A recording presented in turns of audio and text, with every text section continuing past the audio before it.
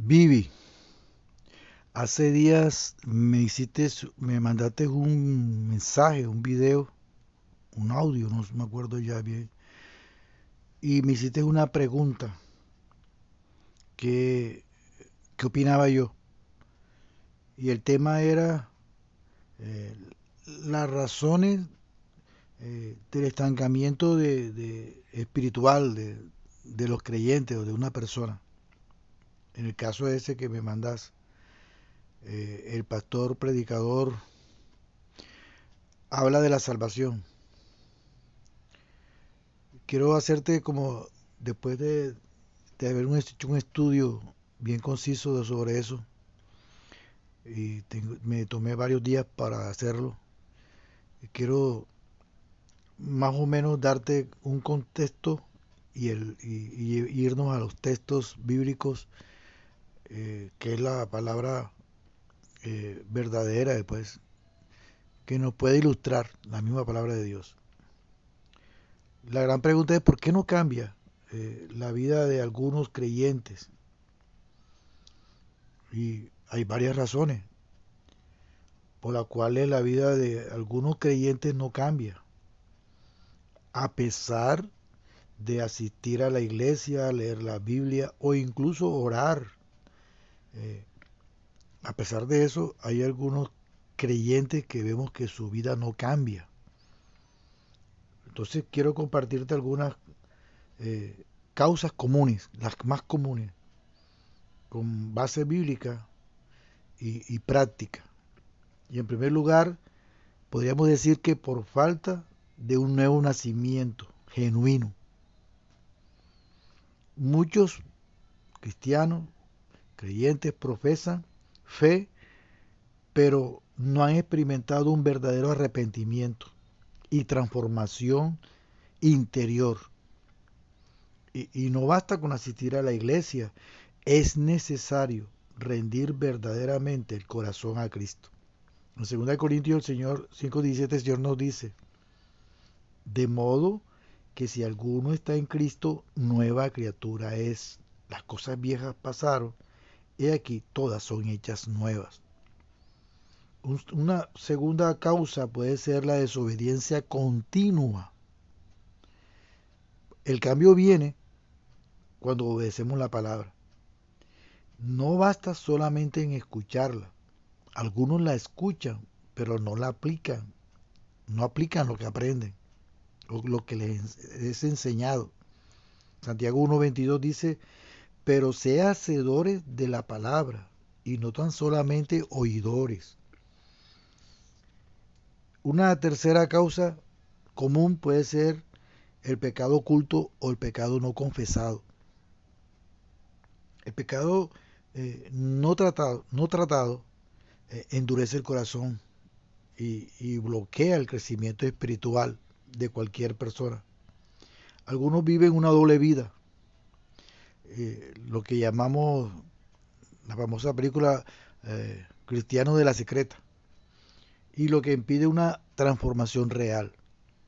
En el Salmo 66:18 la palabra de Dios nos dice, si el rey David pregunta, si en mi corazón hubiese yo mirado la iniquidad, estoy seguro que el Señor no me habría escuchado. Otra causa común sería la falta de relación personal con Dios. Una vida sin comunión íntima con Dios no produce fruto. La rutina religiosa no sustituye la intimidad con Dios. El apóstol Juan en el capítulo 15, versículo 5 dice que Jesús dijo, separados de mí nada podéis hacer. Una quinta causa puede ser amor al mundo.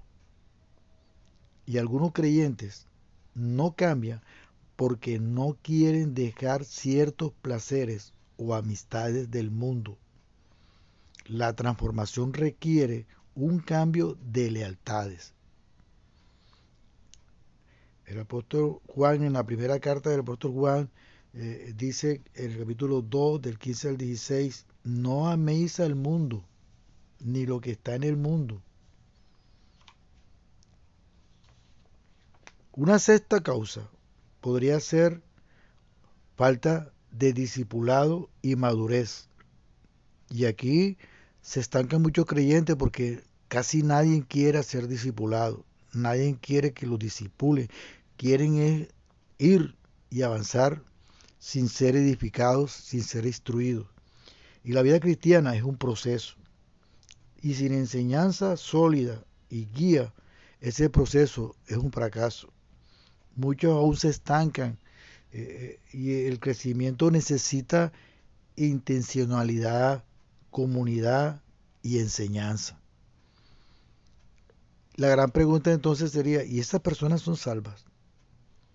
La Biblia nos da principios claros para reflexionar, aunque solo Dios es el único que conoce el corazón de cada persona.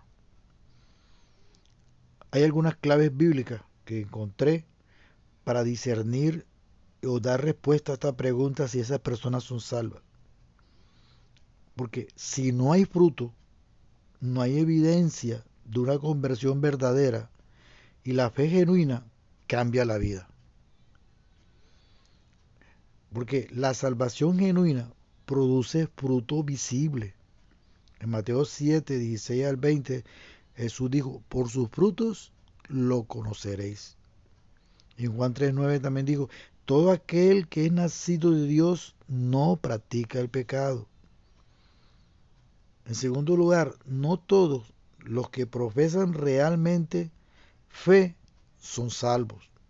Una profesión de fe sin transformación no garantiza la salvación. No garantiza esa salvación. Mateo 7:21 dice, no todo el que me dice Señor, Señor, entrará en el reino de los cielos. Y en Tito 1:16 dice, profesan conocer a Dios, pero con los hechos lo niegan. Un tercer punto, diríamos que algunos son creyentes, pero están en desobediencia o inmadurez. Y es posible que algunos sí sean salvos, pero están en un proceso lento, desobediente o bajo disciplina de Dios. En 1 Corintios 3, del 1 al 3 dice el apóstol Pablo, llama carnales a algunos cristianos que viven como el mundo. Y en Hebreos 12:6 dice, porque el Señor el Señor al que ama disciplina. Una cuarta causa sería, o respuesta a eso, es el que persevera demuestra que es salvo. La perseverancia y el crecimiento son señales de una fe genuina. Juan 8:31 dice, si vosotros permaneceréis en mi palabra, seréis verdaderamente mis discípulos. En 1 Juan 2:19 salieron de nosotros, pero no eran de nosotros. Entonces vuelvo a hacer la misma pregunta. Entonces, ¿son salvos o no son salvos? Solo Dios conoce el corazón. En 1 Samuel 16:7, el Señor dice al profeta Samuel, le dice, no te fijes en su apariencia.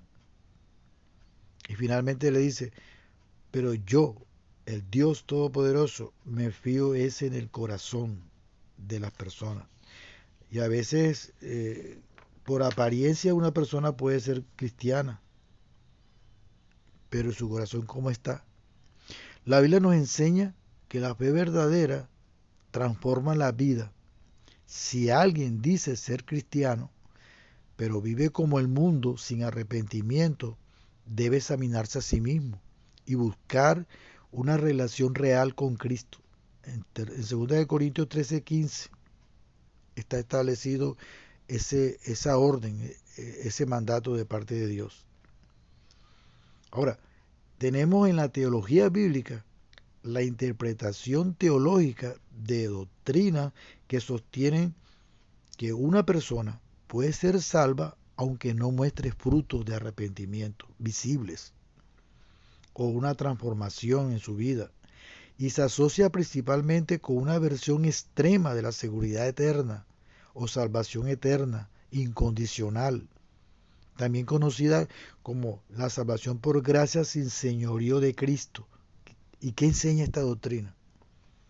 Que una persona, en primer lugar, que una persona es salva únicamente por creer en Cristo, sin que necesariamente haya arrepentimiento, cambio de vida o frutos. En segundo lugar, el señorío de Cristo, es decir, obedecerlo como Rey y Señor, no es requerido para ser salvo. En tercer lugar, las obras y los frutos son deseables, según esta doctrina, pero no necesarios, como una evidencia de la salvación. Un cuarto punto que ellos enseñan que una vez salvo, siempre salvo, incluso si la persona abandona la fe o vive en pecado. Tremendo esto. Esta es una doctrina que ha cogido mucha fuerza porque es fácil de ser cristiano ahí, definitivamente. Esta doctrina se opone a la doctrina del señorío de Cristo, que nos enseña que la verdadera fe incluye arrepentimiento y obediencia, y también como frutos inevitables.